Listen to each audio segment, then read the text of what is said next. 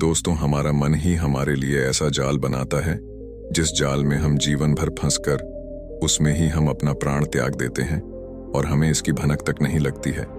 और शायद हमें पता भी चल जाता है तो भी हम इस जाल को भेद नहीं पाते। अगर आप इस जाल को भेदना चाहते हो तो इस कहानी को पूरा मन लगाकर सुनिए। तो चलिए कहानी को शुरू करते हैं। एक बार एक अमीर व्यापारी एक बौद्ध भिक्षु के पास आता है और कहता है, हे गुरुदेव, पिछले कुछ समय से मैं अनुभव किया है कि मेरे अंदर चिंता, क्रोध, लालच और घमंड जैसे मानवीय को विचार बढ़ते जा रहे हैं।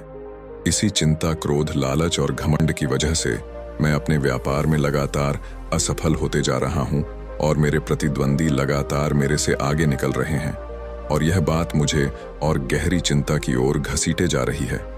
मैंने बहुत प्रयास किया लेकिन मैं चिंता, क्रोध, घमंड और लालच करने की अपनी आदतों को छोड़ नहीं पा रहा हूं। कृपया मुझे ऐसा कोई समाधान बताइए जिससे मैं अपनी इन बुरी आदतों से हमेशा के लिए छुटकारा लूं। बौद्ध भिक्षु ने उसे अमीर व्यक्ति की पूरी बात बहुत ही ध्यान से सुनी और फिर कहा, उससे पहले कि मैं तुम्हारी समस्या का समाधान बताऊं, मैं तुम्हें एक कहानी सुनाना चाहता हूं। ध्यान से सुनना। एक सम्राट के पास 4 घोड़े थे। वह चारों घोड़े कद काठी से बड़े ही मजबूत और देखने में बहुत ही सुंदर थे।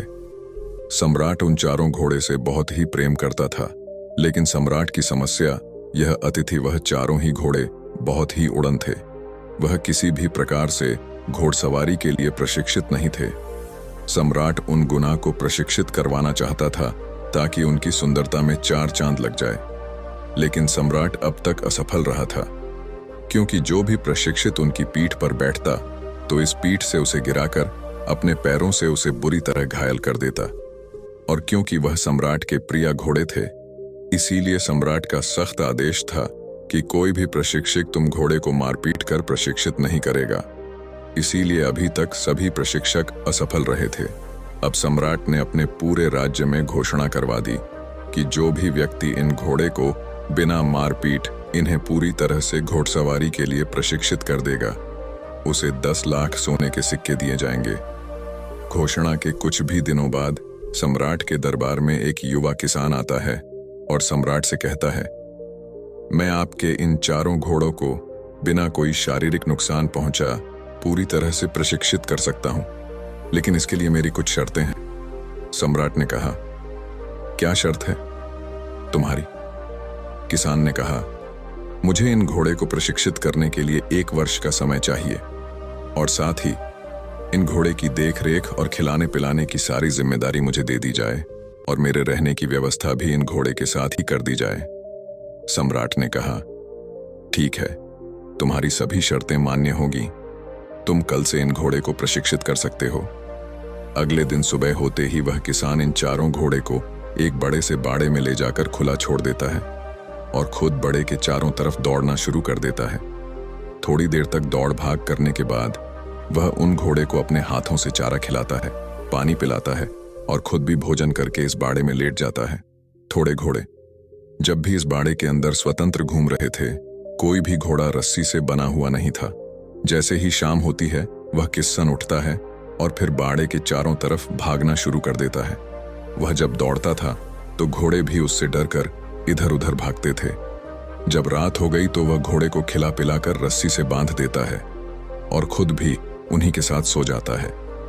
सुबह होते ही वह किसान फिर उन घोड़े को बाड़े में ले जाकर खुला छोड़ देता है और खुद बाड़े के चारों तरफ दौड़ने लगता है। घोड़े भी इधर उधर भागने लगते हैं। अब यही उनका नियम बन गया। वह किस रोज दिन भर घोड़े को खुला रखता, उन्हें नहलाता, खिलाता पिलाता, प्यार से पूछा, उनके साथ खेलता और फिर रात होती तो फिर उन्हीं के साथ सो जाता। धीरे धीरे घोड़े भी उस किसान के साथ घुलने मिलाने लगे। उन्हें लगा कि यह किसान उनका मित्र है, क्योंकि जब से यह किसान आया था तब से घोड़े खुद को आजाद महसूस कर रहे थे। अब वे चारों ही घोड़े उसे किसान को पसंद भी करने लगे। ऐसे ही करते करते लगभग 6 महीने का समय बीत गया। एक दिन सम्राट घोड़े का प्रशिक्षण देखने आए तो उन्होंने देखा कि किसान बाड़ में आगे आगे दौड़ रहा है और वे चारों घोड़े उनके पीछे पीछे दौड़ रहे थे। सम्राट को उस किसान का प्रशिक्षण पसंद आया और वह वहां से चले गए।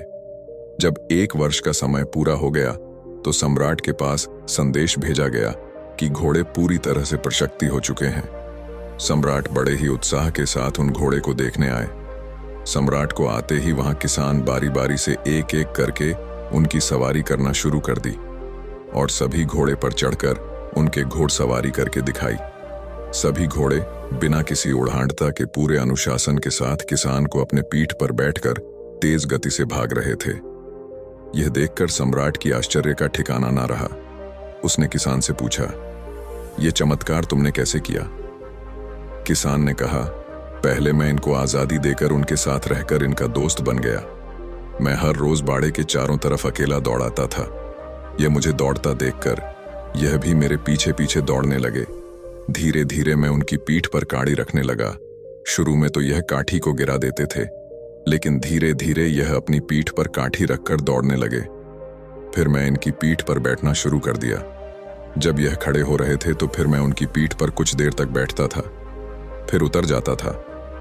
जब यह घोड़े मुझे अपनी पीठ पर बैठने के आदी हो गए तो मैं उनकी पीठ पर बैठकर इन्हें दौड़ना शुरू कर दिया और धीरे धीरे यह इनकी आदत बन गई और इसका नतीजा आपके सामने है। यह सब सुनकर वह सम्राट बहुत प्रसन्न हुआ। उसने उसे किसान को 10 लाख सोने के सिक्के दिए, लेकिन साथ में उन घोड़े को देखभाल करने के लिए उसे अपने यहां नौकरी पर भी रख लिया।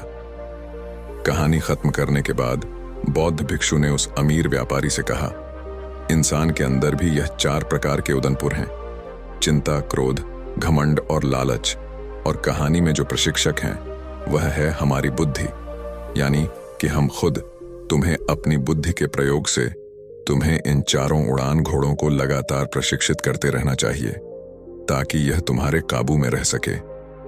लेकिन इसके लिए तुम्हें पहले इनसे दोस्ती करनी पड़ेगी, यानी कि इन 4 के कार्य प्रणाली को समझकर इन पर लगाम लगाना होगा और यह धीरे धीरे ही संभव होगा। तुम अचानक से इन्हें अपने बस में नहीं कर सकते। जैसे कि पहली उड़न घोड़ा चिंता करने से समस्या और उलझती है, जबकि चिंतन करने से उसका समाधान निकलता है। यह बात अपनी बुद्धि के द्वारा तुम्हें अपने उड़न मन को समझाने का पूरा प्रयास करना चाहिए। तुम्हें अपनी सकारात्मक सोच के साथ चिंता करने में नहीं, बल्कि समस्या का समाधान खोजने में अपना समय लगना चाहिए। दूसरा, उड़न घोड़ा क्रोध है। क्रोध करने से किसी दूसरे का नुकसान हो या ना हो, लेकिन स्वयं का नुकसान जरूर होता है। पर कुछ जगहों पर क्रोध करना भी जरूरी होता है, जैसे जब कोई बेवजह ही हमें नुकसान पहुंचा रहा हो या फिर किसी कमजोरी या बेसहारा को डरा धमका कर पीट रहा हो। लेकिन कब, कहां और कितना क्रोध करना है, कब करना है, कब इसे नियंत्रित करना है और कैसे नियंत्रित करना है, यह सारी बातें अपनी बुद्धि से धीरे धीरे इस क्रोध नमक घोड़े को, बेलगाम घोड़े को सीखनी चाहिए। तीसरी चीज या तीसरा घोड़ा घमंड है। घमंड और आत्मविश्वास के बीच एक बहुत ही पतली सी लकीर होती है। इसे सिर्फ मैं ही कर सकता हूं। यहां घमंड है, इसे मैं भी कर सकता हूं। यह आत्मविश्वास है।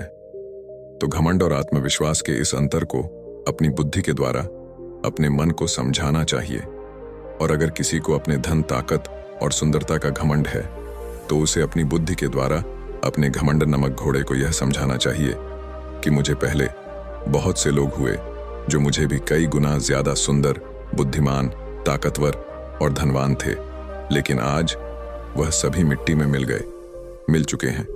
यह सब अस्थायी नहीं है, यह सब हमेशा नहीं रहने वाला।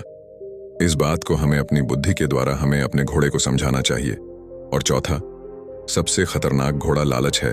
लालच ज्ञान का हो तो अच्छा है, लेकिन लालच अगर अज्ञानता का हो तो बुरा है।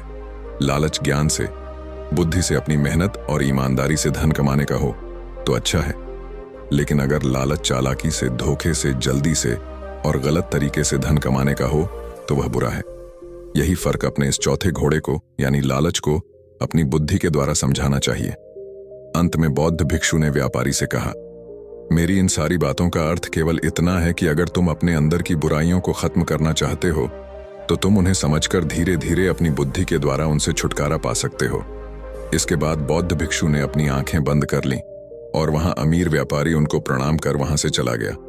पर आप जाने से पहले एक बात जान ले कि हमारा मन भी घोड़ा है और हमें उसे जैसे खिलाते हैं वैसा ही घोड़ा बनता चला जाता है।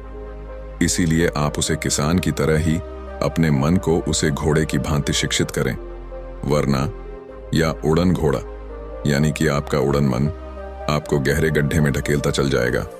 मुझे आशा है नहीं, पूरा विश्वास है कि यह वीडियो आपकी लाइफ को बदल भी सकती है।